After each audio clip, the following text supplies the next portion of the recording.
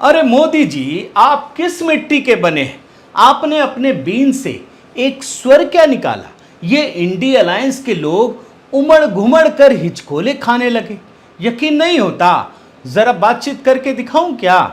खेड़ा साहब, ये इंडिया भारत का क्या चक्कर है? सुना मोदी जी को अब इंडिया नाम से प्रॉब्लम हो गई और नाम बदल रहे हैं, भारत कर रहे हैं। अरे पूरा विश्वास रहा है मोदी जी आप पर। अच्छा, इंडिया का नाम बदलकर भारत कर रहे हैं क्या दिग्विजय जी? सही बोल रहे हैं? Constitution says India that is Bharat. संविधान में भी भारत लिखा है, फिर तो ठीक है। लेकिन ये क्या केजरीवाल साहब, आप क्यों दुखी हैं? अगर किसी पार्टियों का अलायंस इंडिया बन जाता है तो वो देश का नाम बदल देंगे। लो, फिर वही बात।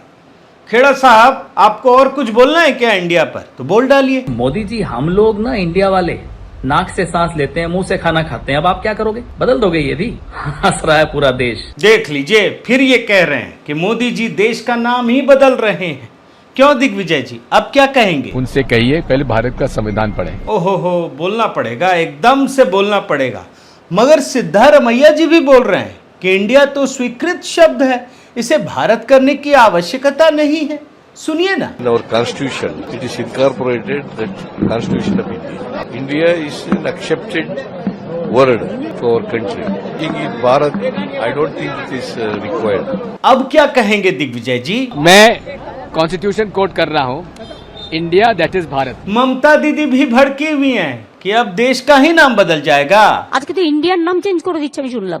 ইন্ডিয়ার নামটা নামে সারা বিশ্ব চেনে, হঠাৎ এমন কি হলো আজকে দেশের নামটাও চেঞ্জ হয়ে যাবে? अब यही सवाल कनिमोझी जी से भी पूछ लेते हैं कि क्या ये जो हो रहा है वो संविधान से अलग है क्या, जो ममता दीदी बोल रही हैं? It has been in the constitution all these years and nobody has used it. देख रहे हैं ना, सब उलट पुलट हो गया। और ये जो तेजस्वी भैया हैं बिहार में, वो तो गजब कर रहे हैं।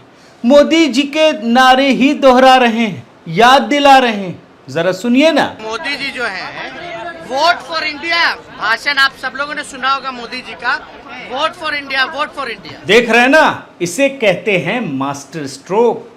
छल कपट करने वाले कहीं ना कहीं फंस ही जाते हैं। ये इंडिया अलायंस के लोग तो बाल ही गिनते रह गए, लेकिन मोदी जी ने तो पूरी की पूरी खाल ही उखाड़ दी। ये स्थिति है दोस्तों, बड़े ध्यान से समझ लीजिए। और जो कुछ आपको मैंने दिखाया अभी अलग अलग बयानों से, उससे आप भाव समझ गए होंगे कि ये सब के सब लड़ पड़े, भिड़ पड़े और लोगों को लगने लगा कि अकस्मात ये क्या हो गया। लेकिन ऐसा अकस्मात नहीं हुआ दोस्तों, बल्कि इसके लिए पूरी तैयारी की गई, रणनीति तैयार की गई। जिनको लग रहा है ना कि मोदी जी अचानक से कर दिए, ऐसा नहीं है। इसके पहले बरसों की मेहनत है और आज मैं उसी को डिकोड करूंगा। साथियों नमस्कार, मैं हरिश्चंद्र बर्णवाल। जिनके मन में छल प्रपंच होता है, उन्हें दूसरों के काम में भी हमेशा छल प्रपंच ही नजर आता है। और आप देखिए, तमाम वाक्यों को आपको दिखा सकता हूं जिसमें ये इंडिया अलायंस के लोग हर काम में संदेह पैदा करते हैं, खोट निकालते हैं और संदेह मतलब छल प्रपंच करने का प्रयास करते हैं। अब देखिए पूरा मामला क्या है, मैं आपको दिखाता हूं। केंद्रीय मंत्री धर्मेंद्र प्रधान का ये ट्वीट देखिए। अब ट्वीट में इन्होंने लिखा है, जन गण मन अधिनायक जय हे भारत भाग्य विधाता। अब ये तो राष्ट्रगान है, लेकिन जो शब्द लिखे गए पढ़िए, the president of Bharat request the pleasure of the company of Shri Dharmendra Pradhan. मतलब क्या है आप समझिए। दरअसल G20 की बैठक हो रही है और उसमें 9 सितंबर को जो डिनर पार्टी दी गई है, जिसमें दुनिया भर के नेताओं को आमंत्रित किया गया है, भारत के मुख्यमंत्रियों को भी आमंत्रित किया गया है। उसमें राष्ट्रपति ने जो चिट्ठी लिखी है, जानते हैं उसमें क्या लिखा है? उसमें प्रेसिडेंट ऑफ इंडिया नहीं बल्कि प्रेसिडेंट ऑफ भारत लिखा हुआ है। प्रेसिडेंट ऑफ भारत में ही विपक्ष परेशान था कि प्राइम मिनिस्टर ऑफ भारत की चिट्ठी सामने आते ही सबके जान प्राण सूखने लगे। इन लोगों ने बवाल मचाना शुरू कर दिया। बवाल किस तरीके से मचाया आपको मैं बयान सुना चुका हूं। ये कह रहे हैं कि मोदी सरकार असंवैधानिक कार्य कर रही है, असंवैधानिक कार्य। अब इनको तो मतलब आप हम सब ने पढ़ा दोस्तों कि आर्टिकल क्या कहता है, India that is Bharat. India भी है, भारत भी है। अब भारत लिख दिया तो इतना बवाल, आप सोचिए। और इसीलिए मैं आपको कुछ चीजें दिखा देता हूं कि जो लोग कल तक ये कह रहे थे कि संसद का विशेष सत्र इसलिए बुलाया गया है कि एक देश एक चुनाव पर बिल लाया जा सकता है, याद है ना आपको, मैंने तो आपको पूरा वीडियो दिखाया था। अब ये कहने लगे कि विशेष सत्र इसलिए लाया गया है कि संविधान से इंडिया शब्द हटा दिया जाएगा। एक बिल लाया जाएगा जिसमें संविधान से इंडिया शब्द हटा दिया जाएगा। लेकिन ये सब कहते कहते भी जो विशेष सत्र आया ना, वो गले की हड्डी बन गया कांग्रेस के लिए। जानते कैसे? उन लोगों को बकायदा प्रेस कॉन्फ्रेंस करनी पड़ी और कि कहना पड़ा कि हम तो विशेष सत्र में आएंगे और कोऑपरेट भी करेंगे पहले की तरह। पहले क्या करते थे आपको पता है ना, बयान सुन लीजिए। इस विशेष सत्र में भाग लेना चाहते हैं, हमारा रचनात्मक सहयोग हमेशा के लिए है। लेकिन यहां एक बात समझनी होगी दोस्तों, वो ये कि इंडिया अलायंस के लोग आरोप लगा रहे हैं कि मोदी सरकार ने इंडिया की जगह भारत इसलिए लिखा क्योंकि उन्होंने अपने अलायंस का नाम इंडिया कर दिया। यहां इंडिया मुझे बोलना पड़ेगा, इंडिया अलायंस से काम नहीं चलेगा। वो यही कह रहे हैं कि हमने इंडिया रखा तो इन लोगों ने इंडिया नाम बदल दिया। और केजरीवाल ने, जानते हैं, जो महाज्ञानी व्यक्ति है, उन्होंने ये आरोप लगा दिया कि अगर वो भारत नाम रख लेंगे तो क्या भारत का नाम भी बदल देंगे। देखिए ना, बाइट सुनिए। कल मान लीजिए इस इंडिया अलायंस ने अपना नाम बदल के भारत रख लिया तो फिर भारत भी बदल देंगे। अब दोस्तों, केजरीवाल को ये कौन बताए? मैं तस्वीर दिखा देता हूं, जरूर भेजिएगा उन तक कि आपका गठबंधन तो बने 2 महीने तक नहीं है। मोदी जी ने जब ये ट्रेन को लॉन्च किया था, इसका नाम वंदे भारत रखा था, तो क्या आपसे लड़ने के लिए रखा था? कितने साल हो गए, कितनी ट्रेनें लॉन्च हो गई, तो क्या भारत इसीलिए रखा था? इंडिया नहीं रखेंगे, वंदे इंडिया नहीं रखा? आप सोचिए। और इतना ही नहीं, सालों पहले जब देश के प्रधानमंत्री, इस देश के प्रधानमंत्री के लिए इस्तेमाल किए जाने वाले जो औपचारिक विमान है, उसका ये नामकरण किया गया था, तो क्या आपसे लड़ने के लिए रखा था? बड़े ध्यान से देख लीजिए, इसका नाम भी भारत रखा गया है। और इसीलिए दोस्तों, जब इन लोगों ने ये सारा काम करना शुरू किया ना, तो सोशल मीडिया पर लोगों का एक भयंकर उबाल देखने को मिला।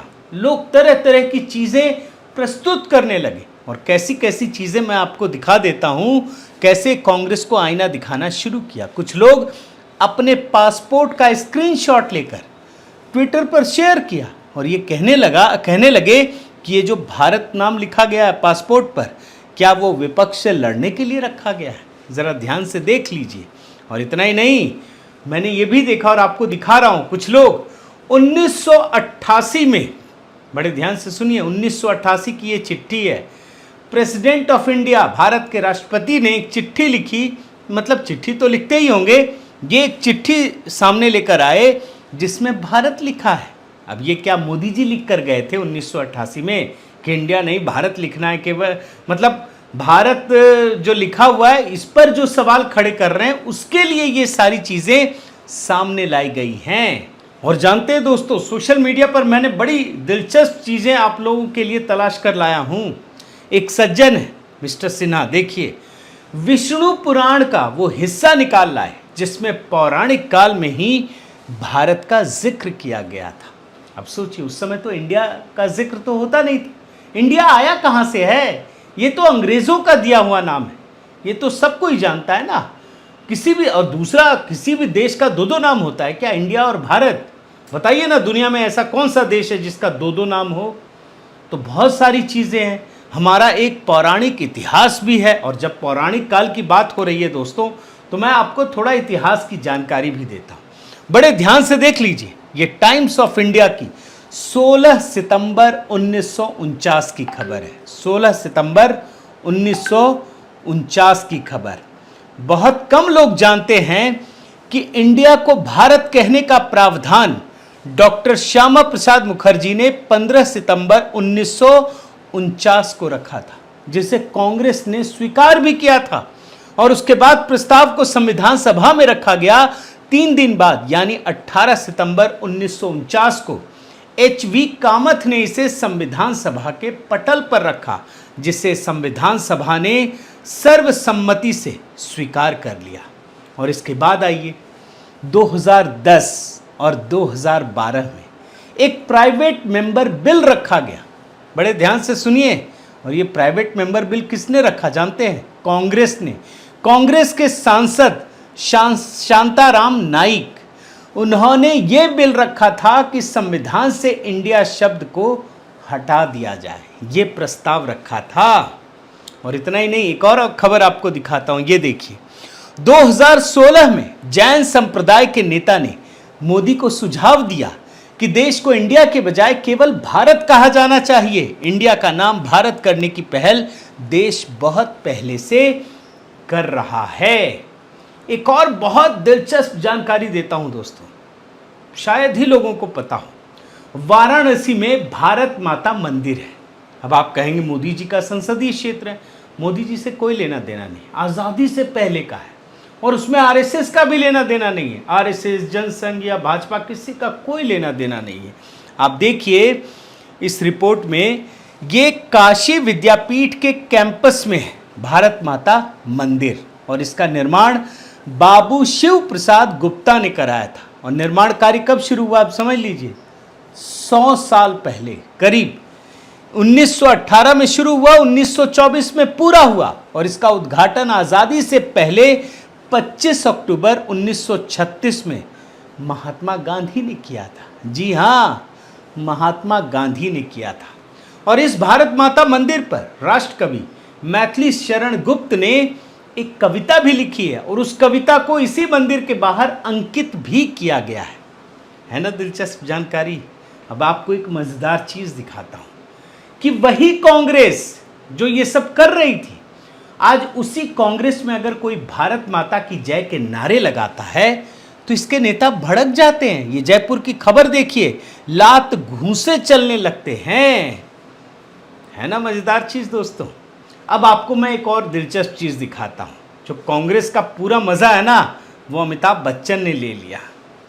अभी मैं आपको वो जया बच्चन वाली ये क्या नाम है, ममता बनर्जी वाली कहानी दिखाई थी ना। इंडिया अलायंस की बैठक में पहुंची तो अमिताभ बच्चन के पास पहुंची थी उनके घर। क्यों? कांग्रेस को चिढ़ाने के लिए ना। देखिए, कांग्रेस को चिढ़ाने के लिए ही तो इन्होंने भारत माता की जय लिखा है ना मजेदार चीज।